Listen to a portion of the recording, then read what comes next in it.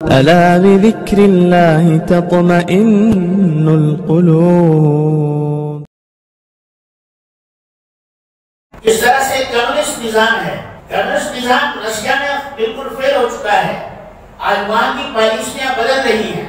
وہاں ایسا ہوا تھا کہ تمام جتنے بھی مکانات تھے، جتنے بھی دکانیں تھیں، جتنے بھی کھیت اور کھلیان تھے، سب حکومت نے اپنے قبضے میں لے لیے اور کاشتکار کو وہاں کا نوکر بنا دیا۔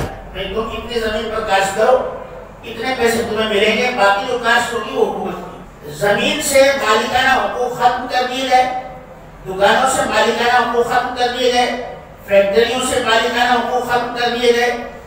اب وہ صرف حکومت کے دستے میں ڈر رہ گئے۔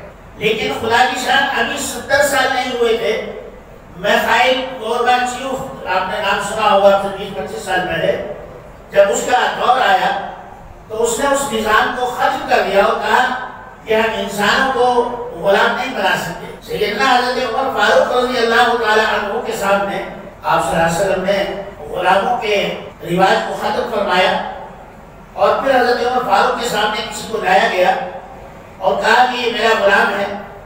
حضرت نے فرمایا کہ تیرا غلام کیسے ہے؟ یہ تو اپنی ماں کے پیٹ سے آزاد پیدا ہوا، غلام تیرا کیسے بن گیا؟ ہر انسان پیدا ہونے والا آزاد ہے، جو غلام نہیں ہے۔ اسلام کی نظر میں ہر انسان، چاہے وہ کسی بھی دھرم اور مذہب کا ہو، اس کے تعلق سے اللہ اور اس کے رسول کے اشار ہے کہ وہ آدمی اپنی مرضی کا مالک ہے۔ فَأَلْهَمَهَا فُجُورَهَا وَتَقْوَاهَا، اس کو اختیار ہے چاہے وہ غلط راستے پر چلے یا اچھے راستے پر چلے۔ اچھے راستے پر چلے گا تو اللہ تعالیٰ کیا اس کو اچھائی ملے گی، اور برے راستے پر چلے گا تو اس کا خمیازہ بھی اسی کو بھگتنا پڑے گا۔